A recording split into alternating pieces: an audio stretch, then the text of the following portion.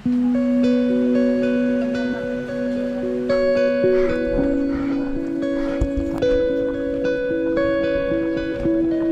always thought of myself as a newbie doing videos and creator stuff. No, like never really someone capable of doing something big.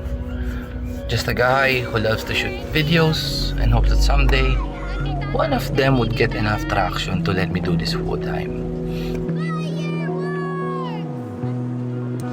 This has been my mindset for years. That I had to be humble so people would like me and watch my videos. This perspective took root ever since I watched the rise of people making content creation their bread and butter, thinking that I would be able to do it by copying them. The idea kept me in the dark for years, whispering that I wasn't meant to be that kind of person. Not yet. It felt like inspiration was playing hide and seek with me. I'd taken more and more videos about life, about how successful creators started, and I found myself constantly comparing my chapter 1 to their chapter 100. Anyway, yan o, nakikita nyo It always left me feeling like I was still starting up, that I wasn't capable of doing great things, and that was my blockage. Morning po. That is what kept me from truly doing the things I love. I was stuck in the dark, unable to take my first real step forward. And why? Because of uncertainty, lack of vision, and more importantly, the knowing that whatever I did wouldn't ultimately be worth it.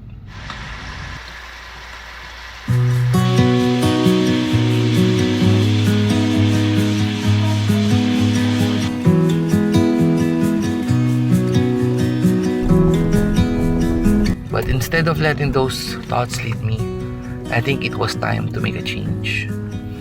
I had to embrace this mess. It wasn't about waiting for the perfect opportunity to present itself. It was about creating the opportunity and stepping into the unknown. I started thinking about just creating videos and showing my daily life.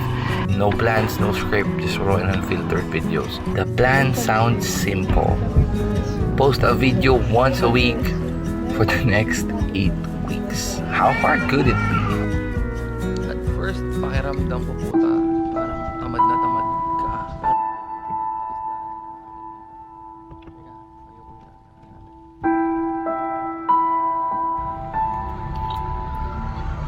I was running 2 weeks in when burnt out hit. And up until that moment, everything had been centered around me.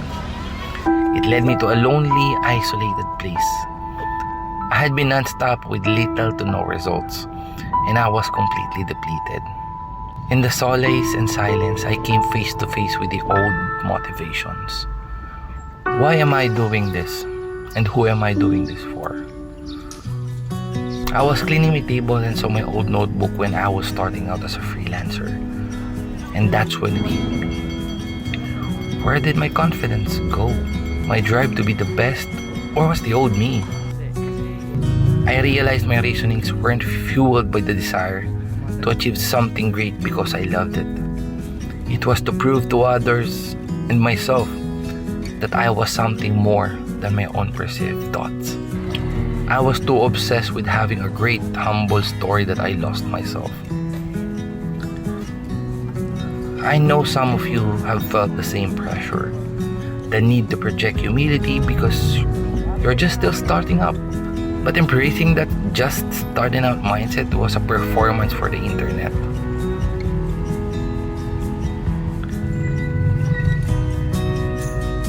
It wasn't who I used to be. It wasn't the person who got the first job, the one who didn't care what people thought. That wasn't me. That flawed motivation led straight into exhaustion. I finally realized nothing would be ever enough until I became proud of myself first. Now, to chase my dreams, I have to reset. But I am no longer clinging to the newbie label. 5 years of experience and countless videos have changed me.